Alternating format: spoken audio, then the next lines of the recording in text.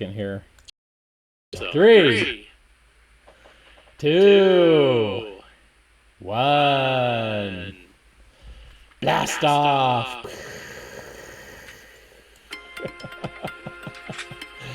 Da da da da da. Bum, bum, bum, bum. Love that music. Absolutely love that music. And welcome to the Cosmic Cafe Show, where the paranormal is normal. Let me lose these glasses. Who wants to see those glasses? And heck, I'm so dark, I should turn up my light a little. There we go. There we go. Hey, this is our live evening edition. It's live, that's why I'm making all these mistakes. Today's date is January 28th, 2016, and we have our guest, Brett Luter, standing by. Hang on, let me just check and see if he's there. No, that's not Brett. Brett, you're over here. Hey, Brett. hey, I'm somewhere. You're somewhere. That's for sure. Brett will be standing by in the bleachers while we go through the paranormal headlines there, but we know that Brett is there. Please tell your friends and family, get on our live chat. We have the live chat so you can ask Brett all your questions you want to ask. An author, a speaker, an expert of the paranormal. You've written, what, a couple of books. You've been on our TV show, been on other programs, all kinds of stuff, right, Brett? I'm getting there. I'm starting to get around a little bit, yeah. You're considered an expert. Oh, no. No. You're too humble to say it, but I'll say it. You're considered an expert. So, hey, we're super excited to have you on, and hang in there a minute. Let me get back to getting started with the show. I was showing your slides from when you were on the TV show. That's what we were opening with. That's what the folks could see there. But let me go ahead and get to our paranormal headlines. So I'm going to have you stand by in the sidelines. Okay. Feel free to laugh along if you do find some of my humor tickling your funny bone. If you're yelling at me obscenities, go ahead and mute yourself at that point. Understood. Hang on a minute there, buddy. We'll be right with you in just a couple minutes. But first, for our paranormal headlines, we are going to cover space, UFOs, aliens, abductions, Bigfoots, ghosts and hauntings, as well as, well, Brett. we did have a video clip, but we felt Brett was more important. So we're going to do the paranormal headlines. And speaking of which, we have today for our top story. Uh-oh, it's getting ahead of me. There we go. Hold your horses there, paranormal headlines. Don't go getting away from me. All right, before we start today's paranormal headlines, it is exactly 30 years ago today, unfortunately, when the Space Shuttle Challenger was launched and destroyed after only 73 seconds of flight due to a malfunction with the booster rocket. Now, I still remember it clearly, even though I was a teenager. I remember being in class at my high school and hearing the announcement over the public address system, also known as the PA system. If you were alive during that time, I'm sure you must remember it just like it was yesterday, just like I do, and I'm sure Brett does.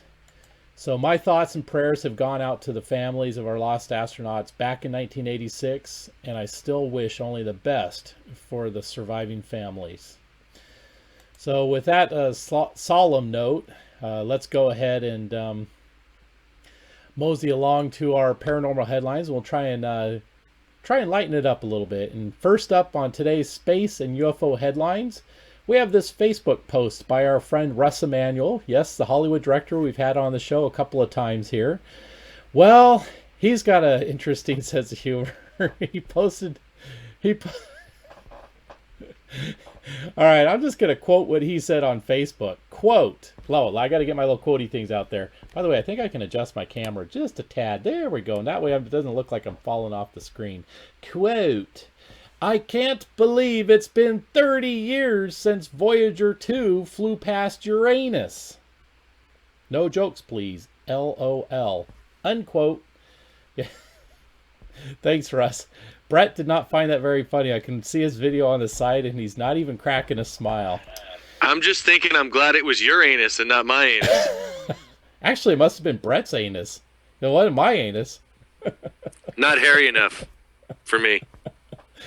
Oh, gosh. All right. TMI, Well, TMI. speaking of hairy, how about our aliens and extraterrestrials category today?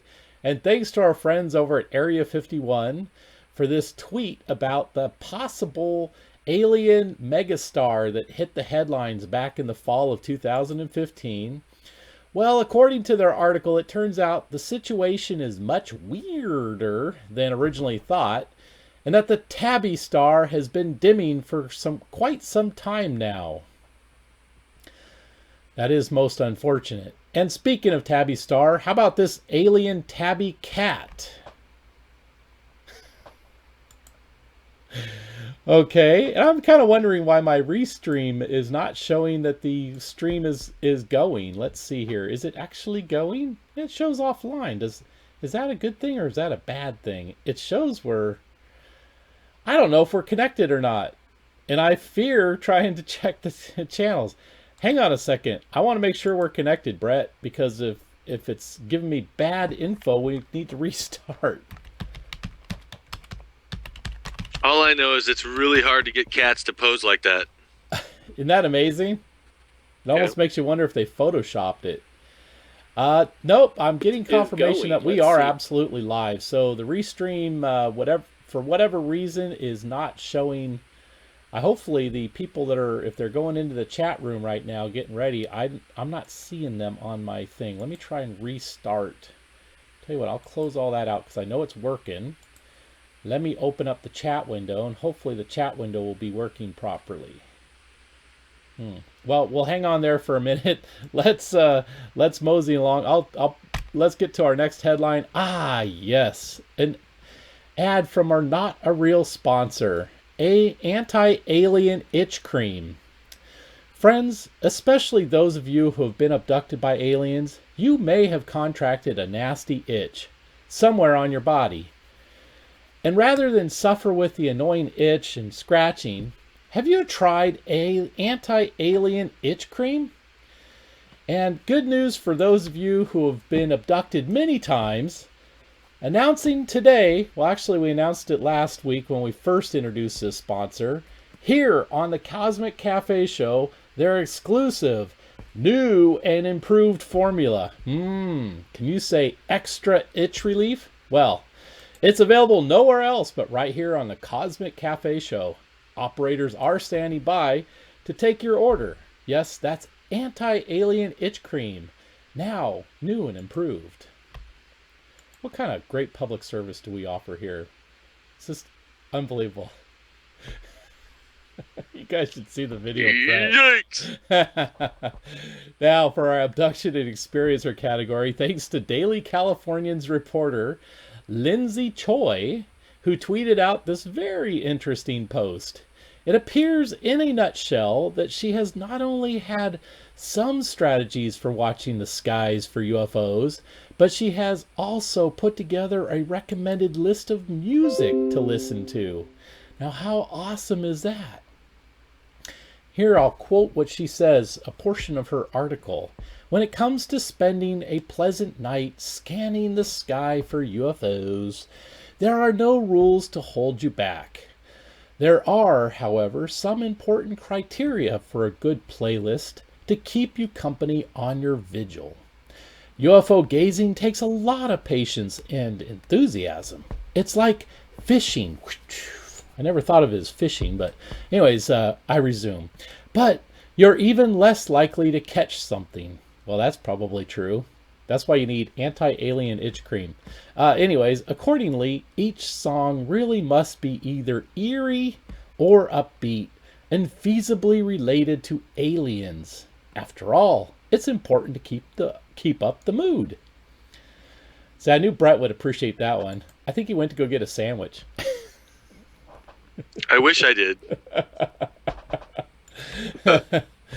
And the last category we have today is our Bigfoot category. Yes, and this is quite interesting. Thanks to America's Most Haunted for tweeting this one out. They found this video produced by Destination America and Discovery Communications. A new way to track down and locate the big furry fella. Yes, posting a personal ads. I mean, doesn't that Bigfoot there look quite attractive?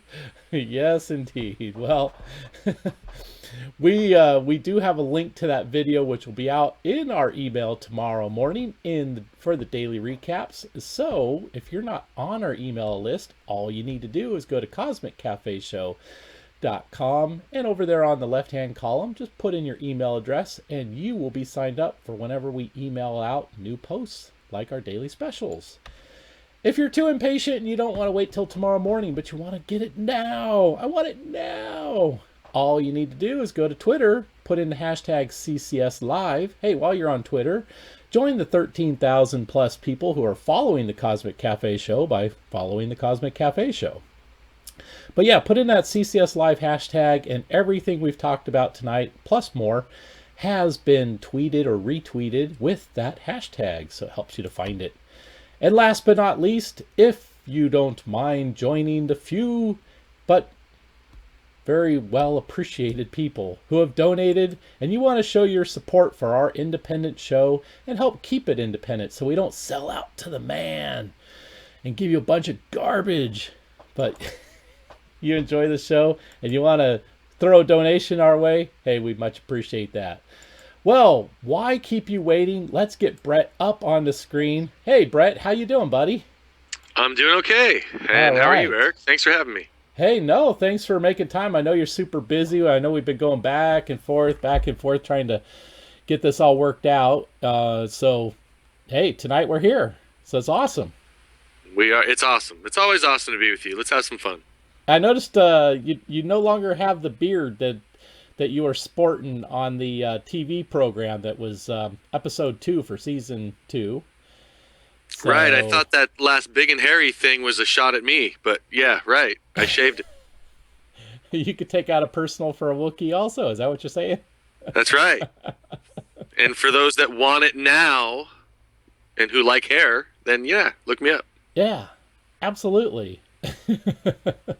So you had the topic today, Inner Earth.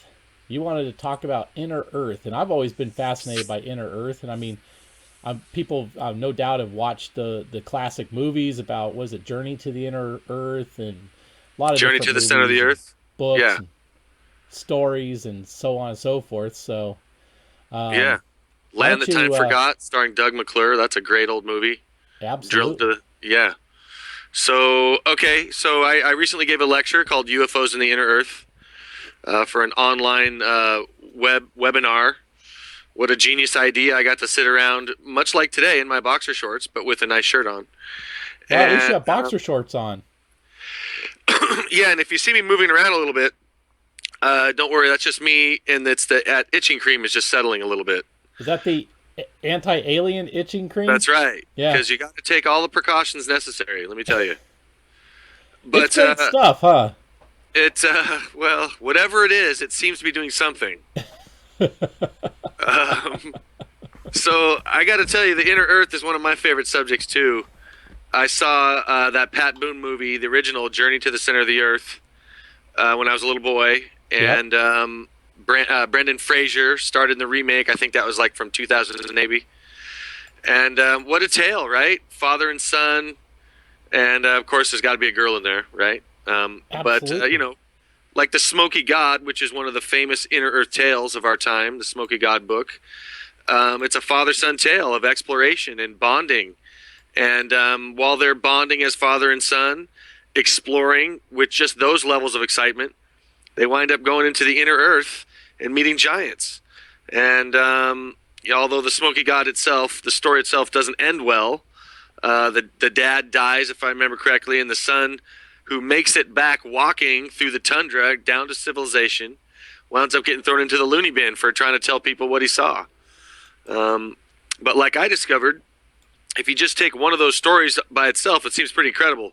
But then you start matching stories from around the world and you realize, man, this Inner Earth stuff's been going on for a really long time.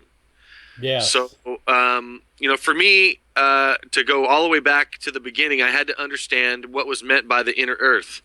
And there's two different theories encompassed in the Inner Earth. One is the hollow earth theory. And I think I provided you a picture. It's an old Max Phi drawing. I forget which order it's in, but we can go to that later. But did you want me to bring up one of the pictures now? But you can if you want, whatever. We can go in sequence later, because there's always so much stuff to talk about.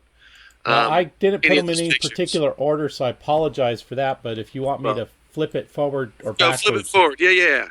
So that's one of your books, by the way, right? That's one of my books. That's my first book, right? Keep going. There we go. We'll talk about that in a minute. We'll talk about that in a minute for sure. There we go. Of course, it was last, right? But I think there's another one. That's a famous. Your other book. Okay, let's go back to that Inner Earth drawing. Right, no worries. That's by Max Phi. Honestly, I forget where that was from. I think it's from the 60s, maybe late 50s. But if you get a detail, I don't know how good of a shot that is and what people can see in terms of detail. But I feel like I'm a little kid when I look at that picture. It shows Admiral Byrd's flight going in and out of the North Pole. When really I think he was up there too, but really most of the stuff concerning that legend of the Inner Earth came from the South Pole. But so what you have here is a representation of what's known as the Hollow Earth theory, where there is a whole civilization, or multiple civilizations, some say, on the inside of the crust, like an upside down set of mountains would be opposite the Himalayas, let's say. Okay. We just touched upon some real science chronicled in Earth magazine. I think that magazine cover we just saw briefly was from 2004 or 5, but you could look that up online pretty easily, where standard scientific equipment now has mapped underground valleys and mountains opposite the valleys and mountains on top of Earth. So they've got a big cavity down there, and they're mapping this stuff. So for thousands of years, we've been hearing about stuff like this, okay? And but alongside the Hollow Earth theory is the subterranean Earth, and that is various ET groups, possibly advanced humanoids, that have been on this planet long before our present civilization, or even our present civilization's governments, are mining or drilling inside the Earth's crust and creating underground bunkers. They're called DUMBs, deep underground military bases. And, they're preparing for something really big to happen. And they're going to hide in the Earth's crust, and some big kind of cataclysm is going to happen. Okay, so that's a little bit of a sidebar. But what this all revolves around, and I think we just saw a picture of Adama, an artist's rendition of the Ascended Master Adama from the city beneath Mount Shasta. Supposedly, I haven't actually been there myself, but I've studied it quite a bit. It would appear that this legend has been going on for quite a long time. To me, that lends more credence to a subject where, really, as a researcher, as a journalist, man, it's really hard to corroborate this kind of stuff. So, you just try to look around the world and see the rich tradition of Inner Earth tales, whether they be from the Hollow Earth civilizations like Agartha or Shambhala, or it be from, tales of the Taros and the Daros, let's say, from the Richard Shaver mysteries, one of my favorite Inner Earth stories, where mutated humans live under major cities underground in tunnels, and they direct mind control rays to the surface and hence control all of society. So whether that's the Illuminati or not, I'm not sure, but the Richard Shaver mysteries, one of my favorite stories about the Inner Earth. And so what I saw as a researcher, as literally studying this for me, was like being like a little kid at Christmas, right? You're up way too early, wanting to open the presents. The parents aren't even up yet. They're yelling at you from the bedroom because they hear tearing of paper. That was like what it was for me studying this stuff. I'm not sure why that is. People have told me maybe I have a connection to the Inner Earth somehow. But whatever the case may be, I noticed that there were stories from throughout time and from global-wide cultures. Okay. And many of the stories have common similarities, like, for instance, these Inner Earth beings, or these beings that live in the tunnels, have high technology. That seems to be a common theme throughout many Inner Earth stories. Or that they're us surface humans are meeting giants, that are down there. UFOs, of course, are connected in with many, many inner Earth traditions.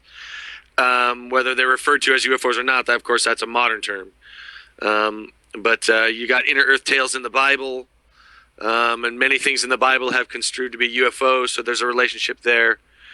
I think, I mentioned the big event maybe that's coming, that the government is preparing underground bases so that which they could hide in. Maybe this coming of this 12th planet, which is also spoken of in the Bible. It's called Olam, but in the Jewish tradition, it's known as Nibiru. Oh. And you've had a guest on your show, Bob Evans, that is delving into that work a bit more than myself. Yeah. But without getting into analysis of any of the pictures, it would appear that there is a planet visible from certain vantage points on this Earth. It's very near us. Some would say it's within the orbit of Saturn. And this may be causing global tidal changes. And what this has to do with the inner Earth is, after I did extensive research up at Mount Shasta, I talked to many locals, studied the legends of, let's say, extra tall, well-dressed beings coming out of nowhere, well-mannered, showing up at a general store, buying goods with strange gold coins, and then leaving, disappearing. This has happened many times, according to witnesses and maybe old newspaper articles. You can dig in to some of those old papers up there. Have they ever shown the coins?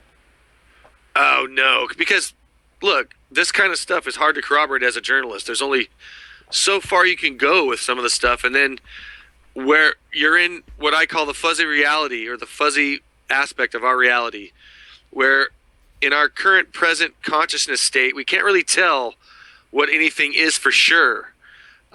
Which is why we have things like standard deviation in machinery. Well, you think, well, doesn't those machine parts have to fit perfectly? Well, they do from our vantage point, but when you get right down to the tiny, tiny, tiny bits, there's leeway either way, and we can't even tell where it begins and ends. It's a fuzzy reality. So you get into a place in research where you can only go so far, and you have to do pattern recognition. Is a very basic thing what humans do. We use it to navigate every day. And then what we do is we cross-reference patterns to glean further information. So as I went off into this kind of never land of research, the pattern that I saw was that these stories are ancient. They come from a wide variety of cultures, and they all seem to have basic same information.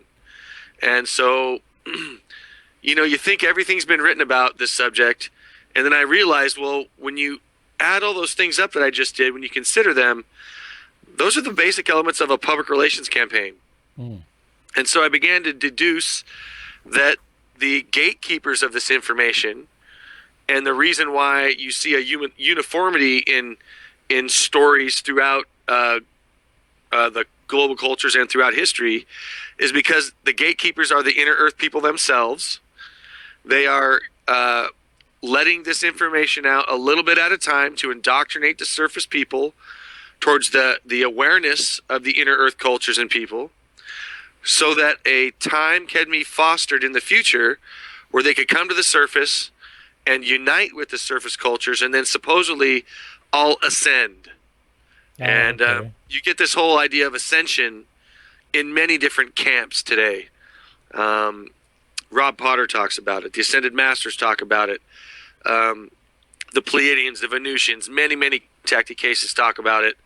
The Bible talks about it. I mean, even the Standard Bible talks about Christ's ascension. That's true. And so this is another global kind of a thing. So as how can you prove something like ascension? People tell you, well, you got to raise your vibration. Well, okay, you got to have more joy and happiness. Okay, that's great. But how do you, as a researcher, trying to get sources to corroborate some of this stuff, you've got ancient texts and you've got patterns. Otherwise, this is largely personal experience stuff. And, as a journalist, that's a nightmare to have to corroborate that kind of stuff. So it's a nightmare, but it's also part of the fun, because it sets a writer like myself up to speculate, which is some of the most fun part of the job. And that's where I came up with this whole public relations thing. I actually took the history of the inner Earth stuff, the sweep of it, and set it alongside a public relations campaign structure. and the corollaries were just incredible. So it would appear to me that I have solid evidence now that not just inner Earth people either. This is going on with UFOs are doing it to us, reptilians are doing it to us, Bigfoot's doing it to us. And although I haven't done the research yet, I'm sure many other aspects of the paranormal are doing it to us too. Interesting. So, have I rambled on long enough? Brad, I could listen to you all night. Trust me. I appreciate that. Thanks. You always fascinate me, and that's why I was so excited when you finally were able to come on the show. I'm back to the slides page here, and sure. Why don't we talk a little bit about your? You said it was your very first book, "Song in Your Heart," and I know. Right. Why don't you tell or share with everybody what the concept is behind that book, and what motivated you to write it, or what it's about, or why they should go out and buy it, where they can buy it. Why they should just shovel me bus loads of money my way. Right. Exactly. Yeah, there you go. I wrote that first book. I was a journalist here in Chico, California, which is where I am right now. And I graduated from Chico State in 2000 with a degree in journalism with an option in public relations, which is also why I was able to see this kind of pattern throughout inner Earth and UFO history. I got out and realized that you had to really have your game together and play the game if you were going to get to a big PR firm like Hill and Knowlton, say, one of the best PR firms in the world, and incidentally responsible for covering up the bad name of Exxon after the Prince William Sound, the Valdez oil spill up there several years ago. But anyway, a little demonstration of the power of public relations, by the way. But so I started to write for a local rag, they used to call it, Synthesis magazine. I think it's out of business now. And they covered local issues, and music was their big thing, local arts. And so they had an ad saying that they needed writers to go review shows, and that they'd buy you beer and give you a ticket. So I looked through the paper. I saw Dred Zeppelin was in town. Nice. And I don't know if you know about Dred Zeppelin, but one of my all-time favorite bands, that first album will always be at the top of my list.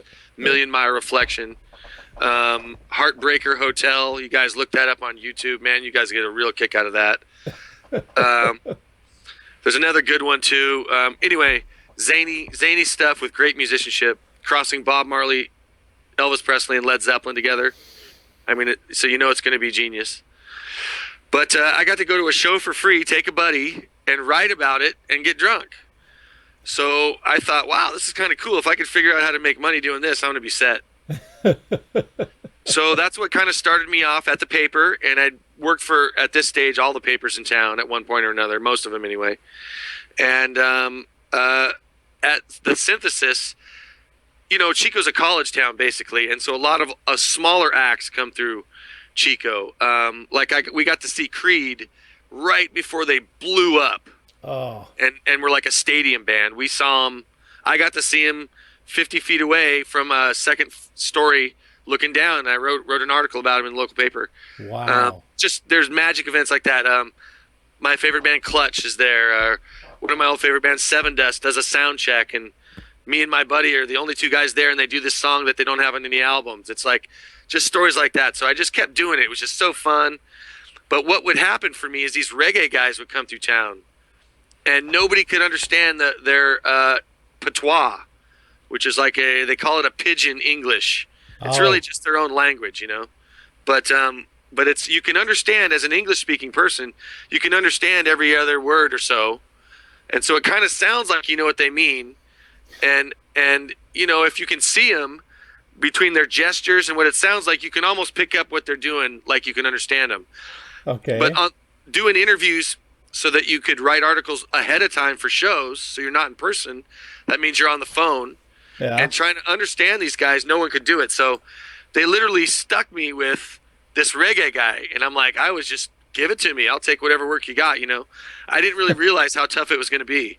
Oh. But the first guy I got to interview was Aston Family Man Barrett. He was the bass player of the Wailers, Bob Marley's famous band.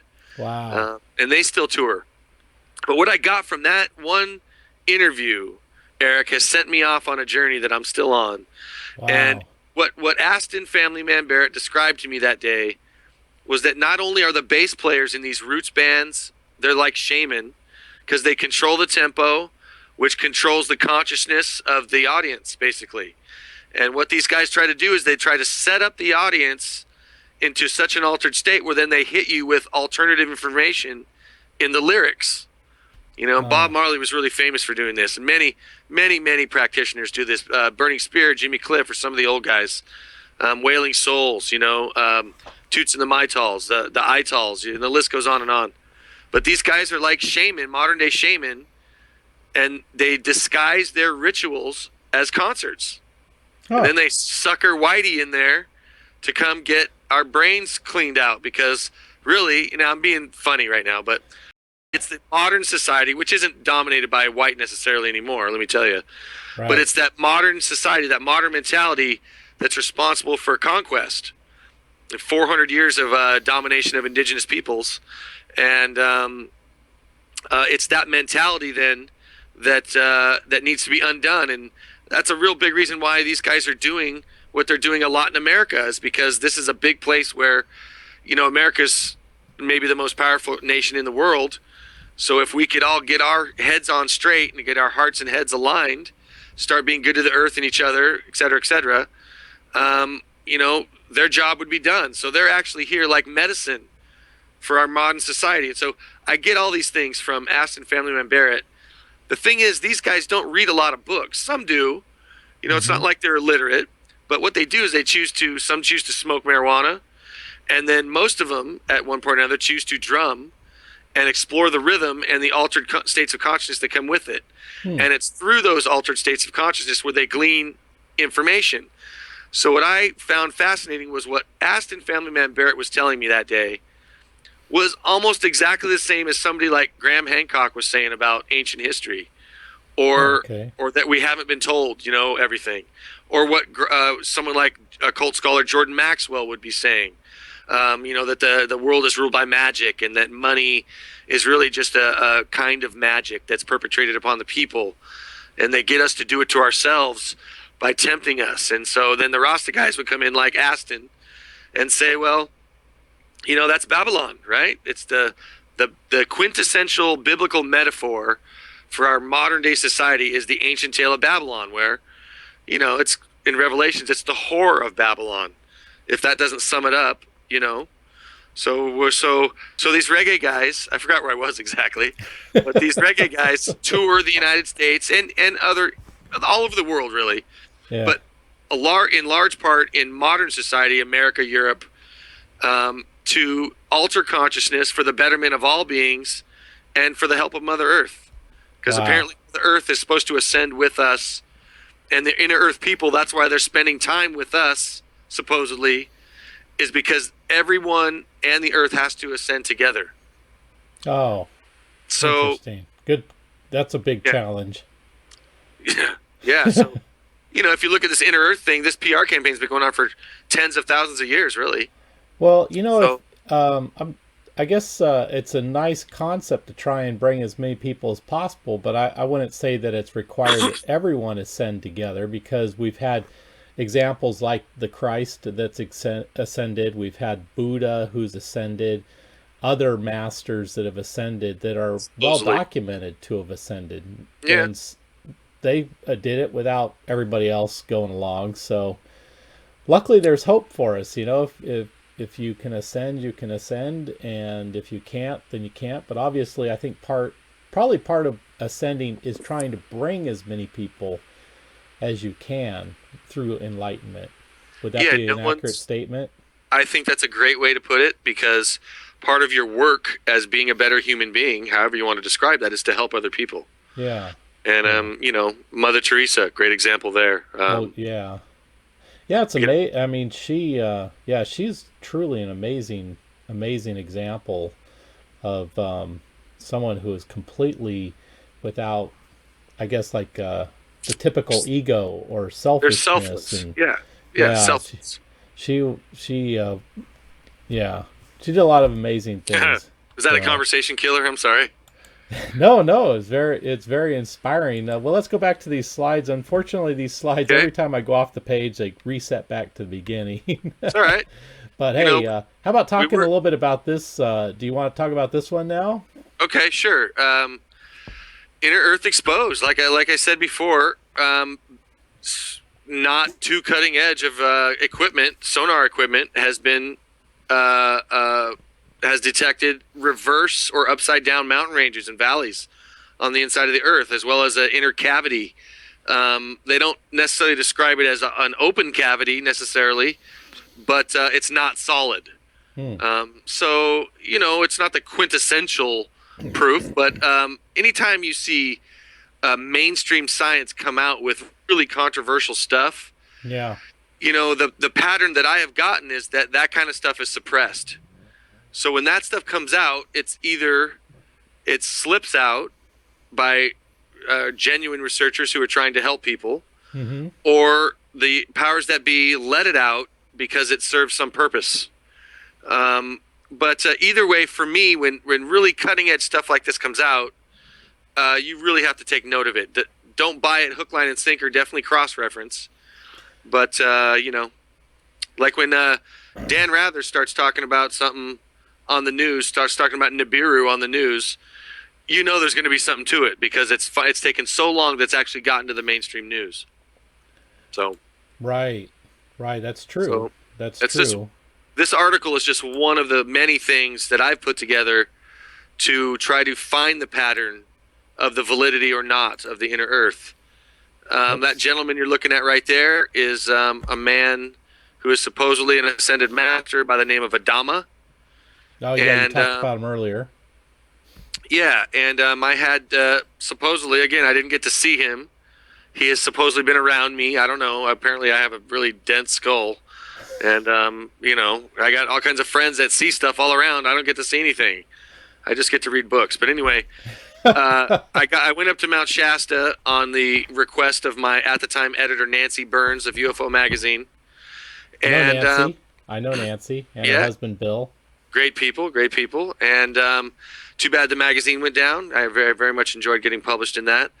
But so I wrote this big article after going up to Mount Shasta and interviewing Diane Robbins, who wrote the books Messages from the Hollow Earth and Telos, the City Beneath Mount Shasta.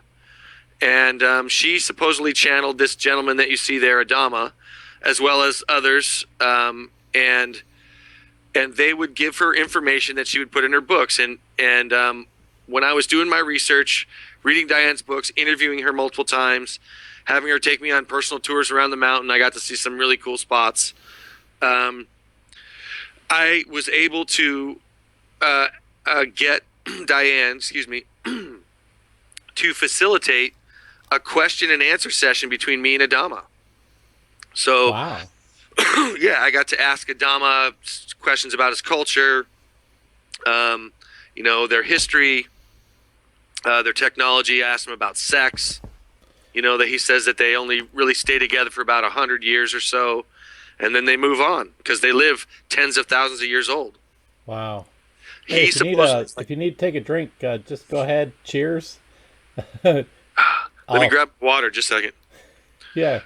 And now my cat wants to come on my lap, right? She wants to jump up on my chest, so just to make sure I can't breathe. That's right. Well, cheers. There we go. There we go. Yeah. La la la. See, better. I'm back.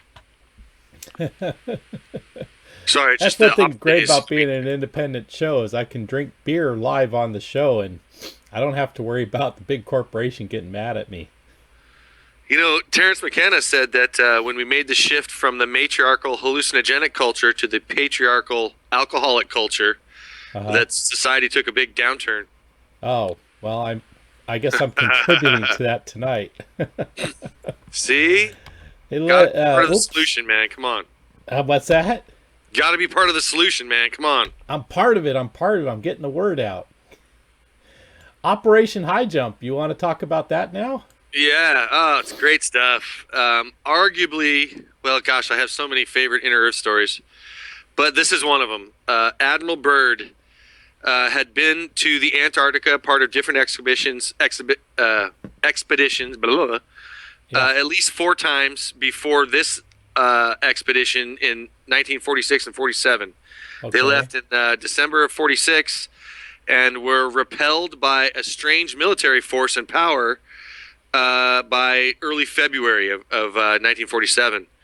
So, mind you, this is before Roswell. Okay, a lot of people like to look at Roswell as the beginning of the UFO thing. Well, there was Maury Island was before that, and we have Operation High Jump, and so. Oh, there were sightings back to the 1800s, even crashed UFO. Of course, but I'm talking about the modern UFO movement. Right. Most people just go back to Roswell, right? And they seem to stay there too, by the way. That's my point. So you see what I'm saying. So, but there's stuff before. This is one of those juicy nuggets that happened before Roswell.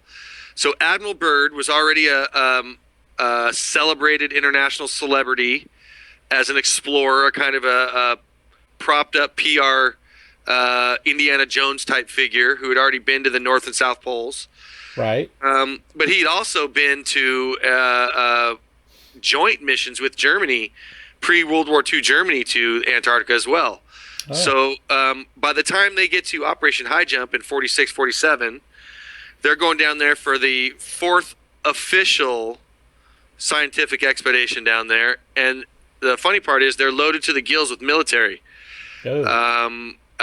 So they're on. They have an aircraft carrier.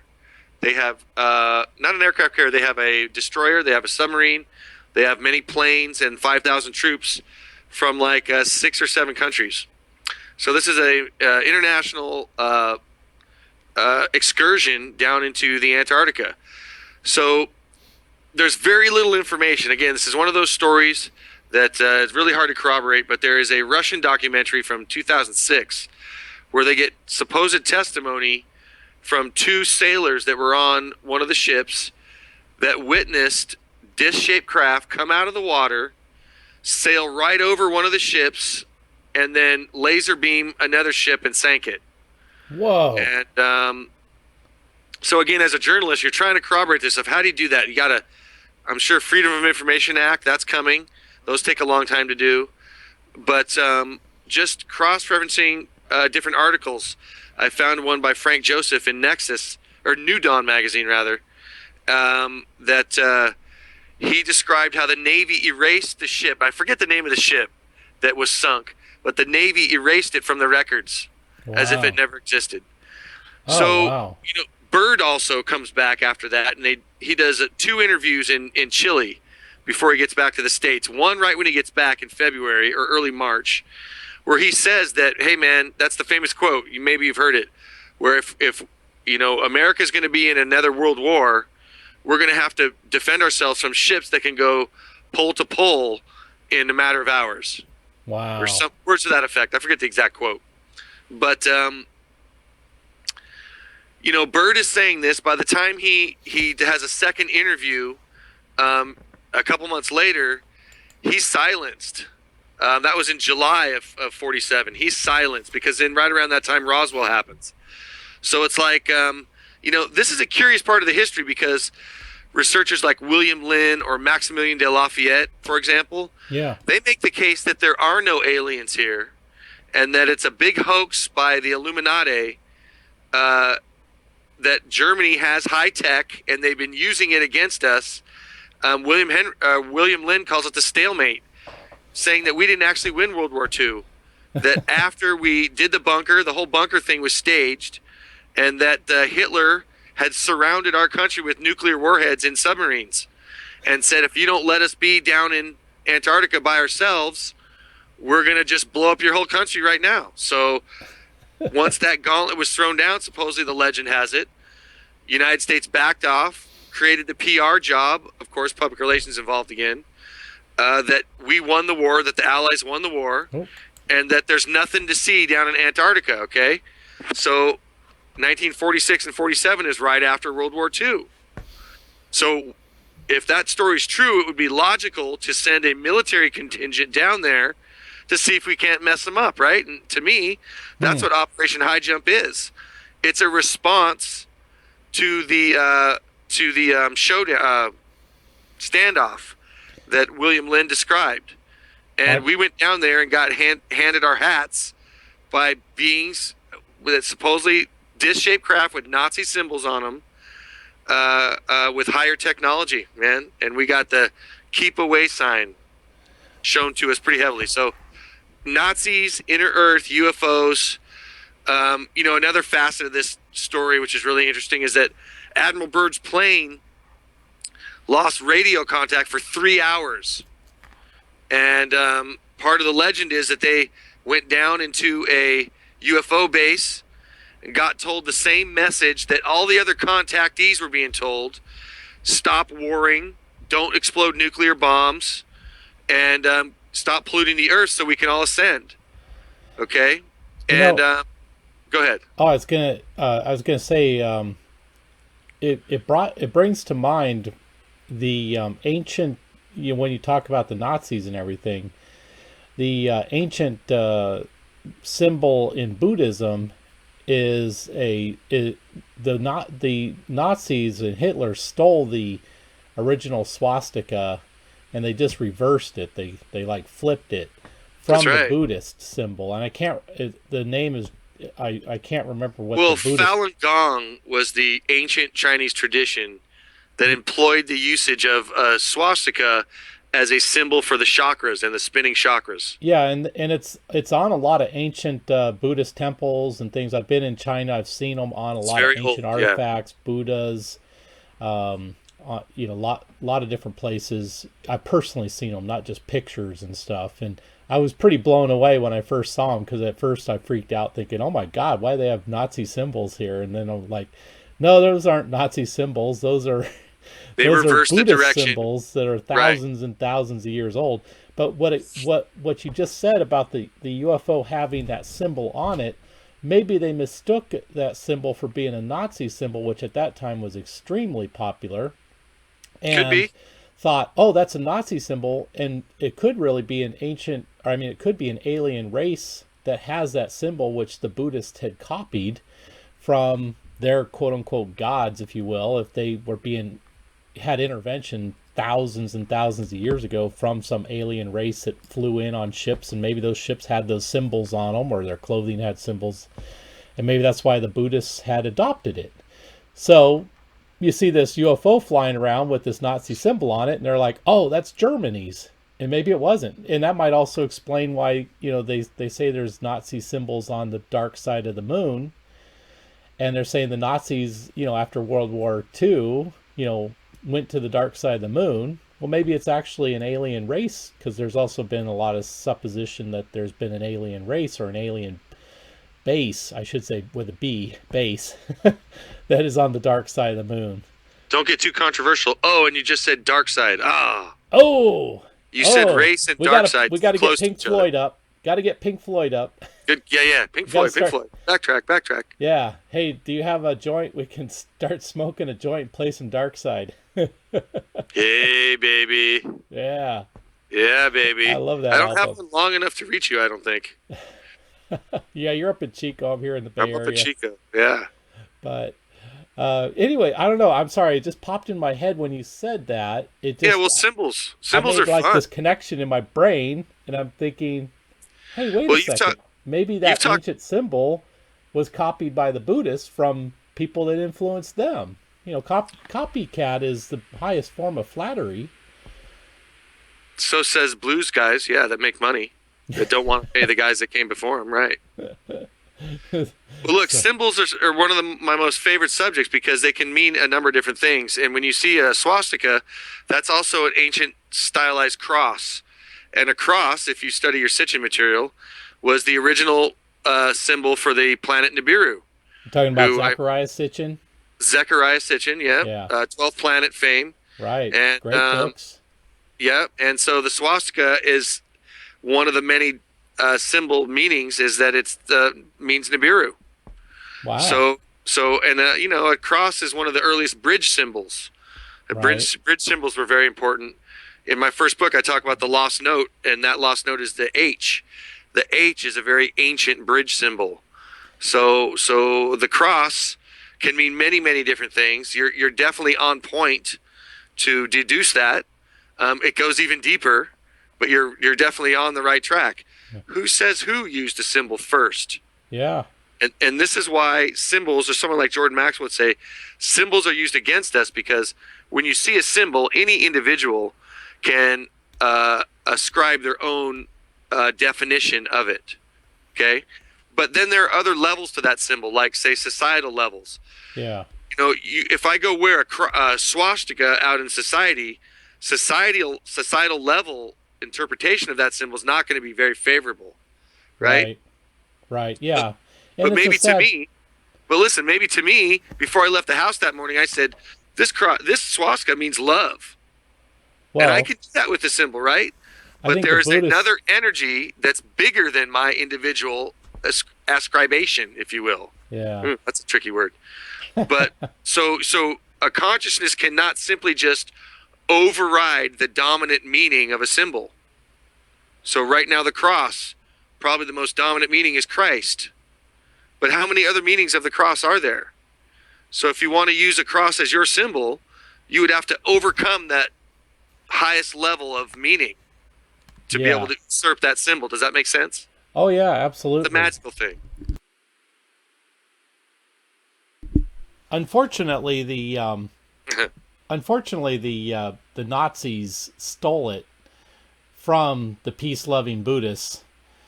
You know, just only, well, not too long ago, considering the Buddhists had it for thousands of years and it was their symbol. But it spun the opposite direction. So did the Nazis steal it, or did they use their own symbol, which spun the opposite direction? Which is funny because they reversed it. So it's like if the Buddhist symbol is a symbol of love, then the Nazi symbol being flipped, what's the opposite of love? Hate, right? Well, in a certain level of interpretation, right? Yeah. Doesn't necessarily mean that's what it is, but that's one way to look at it. Right. Look, the Nazis were into alternative science and spirituality. Victor Schauberger was famous for isolating or describing implosion as opposed to explosion. Yeah. And so a completely opposite way that science was heading in the West, using explosive technologies. And when you look at science from that perspective, it opens up all kinds of other avenues. And it's going to be backed by a mentality that's now going to be looking at things from the opposite perspective. And, you know, this is the Sith versus the Jedi in Star Wars. Yeah. That's what it is. We basically swiped their explosion scientists to help develop the nuclear power and nuclear bomb. I mean, Germany was on that, and we stole those scientists away to use that technology that they had been developing in order to blow up Japan. Right. So they were kind of going both ways. We kind of just stole it. Yeah. And then they go both ways too. So that just adds to confusion. Yeah. By the way, I just want to let everybody know, if you're in Twitch right now or you're in YouTube watching this, you can definitely start chatting. I know it doesn't look like I'm in the room, but I have a chat tool that's tied into both of those rooms, and you should be able to send over your questions. So if you're not asking your questions because you think I'm not there, I actually have a tool that's monitoring those rooms, and so you should be able to type away and it should pop up on my tool. It's worked okay in testing, so hopefully it works in reality. So Brett's an encyclopedia of all kinds of great new information and paranormal information. And so if you got a question, I know there's people in the rooms. I can see the numbers there. Don't be shy. If you think your question's stupid, hey, type it anyways. It might actually be a great question. Even though if it is stupid, we'll probably laugh at it. No, just kidding. I was going to say, even if we make fun of it, we're just kidding. We won't mention your name, so you don't have to be embarrassed. How's that? Look, it's important doing this research to keep things light, because things get real serious real quick. Yeah. You could find yourself in a book, and next thing you know, it's like dawn, and you haven't eaten yet. You know what I mean? Right. And next thing you know, you don't feel like going out because you got this other book you want to read. Now you're lost in a whole different world.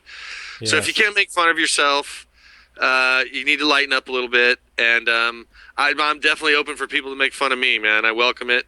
And if it's a good one, I will laugh. I'm not ashamed to laugh at myself. So that's why I can make fun of other people, because I allow people to make fun of me too. It goes both ways. Well, that's kind of the whole point and mission of the show here. Is TMI. Especially with the with the daily specials version of the Cosmic Cafe, is I wanted something that was light and humorous and engaging to the audience and relevant on a day-by-day basis, where our regular TV show, it's broadcast nationwide on 60 plus TV stations, and the shows are literally taped months and months before it's actually ever broadcast. So it's not topical. So that's why I love this venue so much and having so much fun, and I'm glad to see it's growing and it's really starting to build some momentum. Our Twitter numbers are going up, our Instagram numbers are going up, our Facebook page hits and likes are going up. So our views on YouTube, our subscribers on YouTube are going up. We just added Twitch using this syndicating service, so we can send out the live stream to 2 different channels at the same time. And surprisingly, I was pretty surprised how many people on Twitch engaged the show already just after this, 3-4 episodes.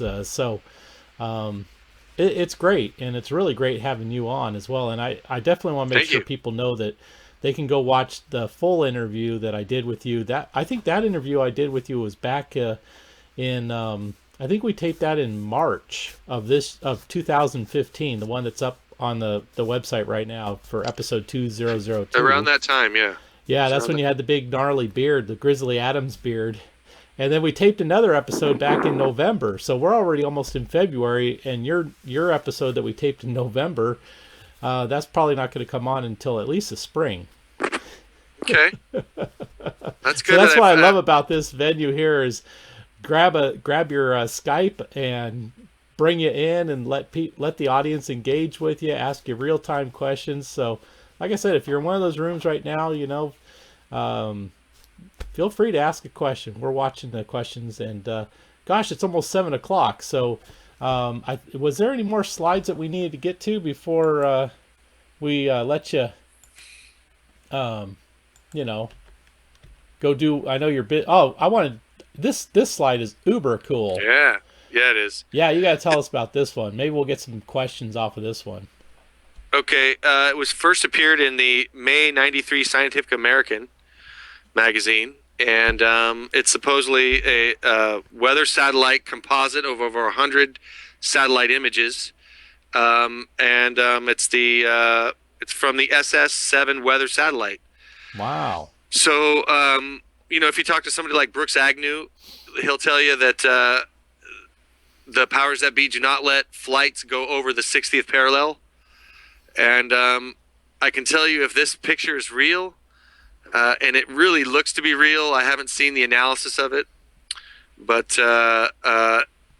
man, if there's a big hole like that in the top and bottom of this Earth, that is just mind-blowing, man. I mean, come on.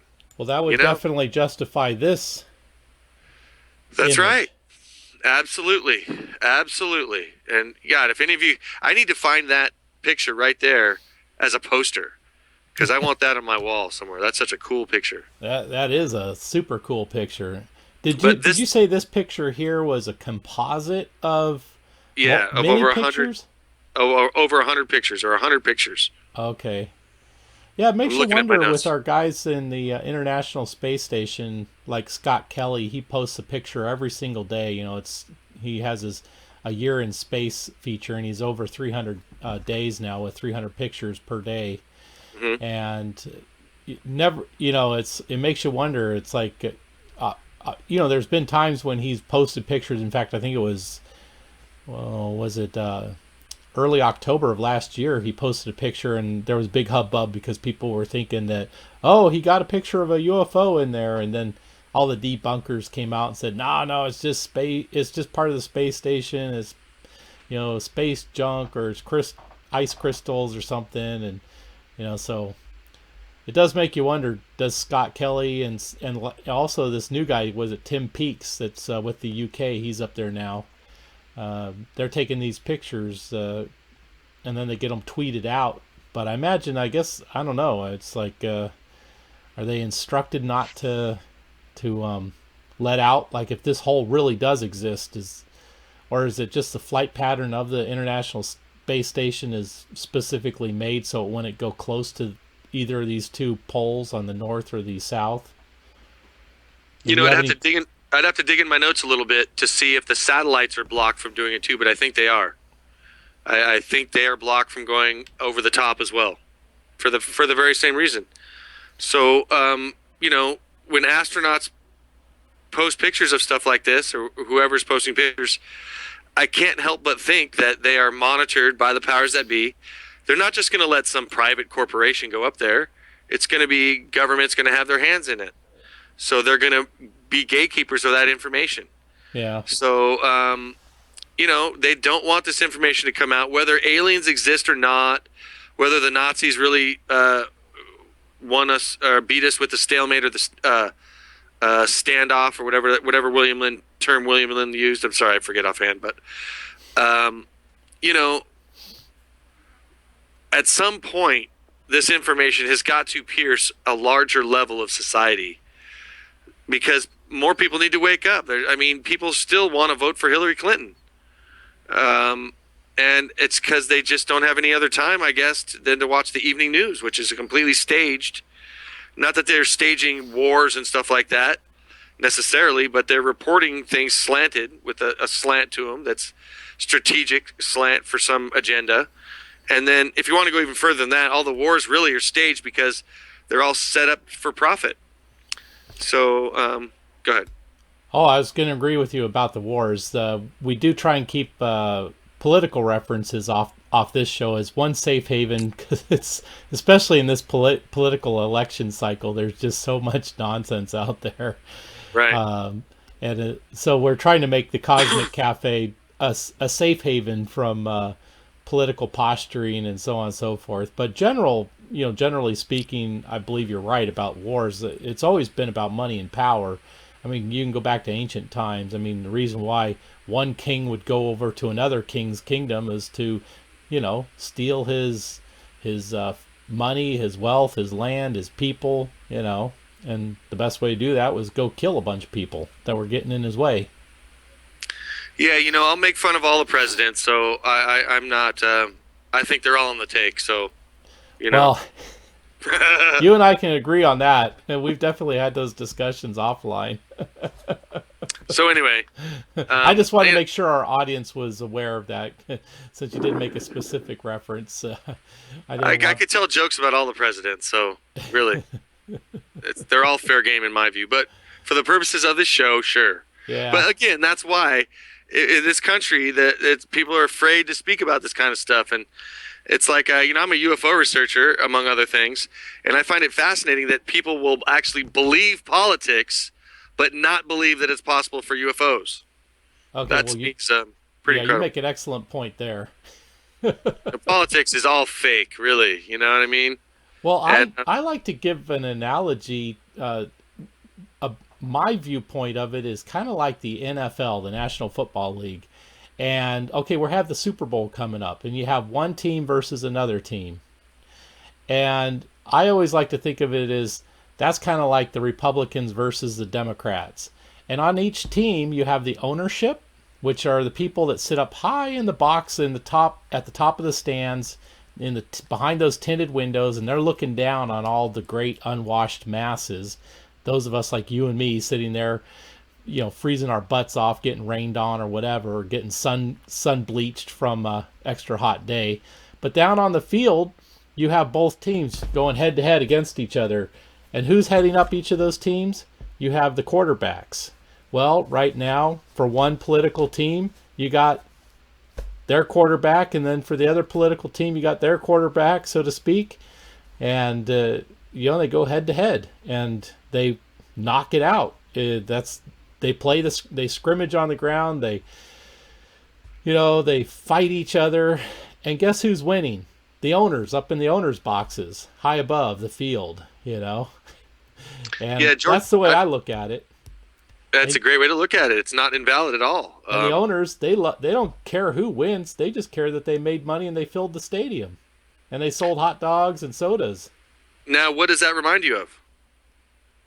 The political process. Reminds you of society in general. Yeah. There's only a handful of players. The metaphor, this is a Jordan Maxwell metaphor. You got in basketball, let's say, there's 5 guys playing on each side. There's only a handful of people really playing the game, and everyone else is sitting on their ass. Yeah. Watch. All right, and then to take that a little bit further, the elites set up these games not just as a distraction, but as a ritual to as an outlet for spiritual energy through competition. So they can wrap up people's energy into and make it in a predictable, controllable place, so that it's not a threat to the powers that be. The small amount of people that are actually playing the game right now. Hey, real quickly, because it is getting a little bit long. Normally, I try and keep shows with guests to an hour. We've already gone a little bit longer. Okay. This is one of your books, and we talked about your first book. So this is your second book, a UFO Hunter's Guide. Yep. And we talk about this a little bit on the TV show as well. But for both of your books, or maybe you want to talk a little bit about this book, and then tell people where they can, get both the books. Well, unfortunately, my website got hacked last summer when I was on Sean David Morton's show on freedomslips.com. And I forget what his show's called, but the very next day, my site went down. My web server guy said in 25 years of doing this kind of work, he's never seen anything like it. Some kind of virus or something came into the server, took over my space, and started taking over other people's spaces.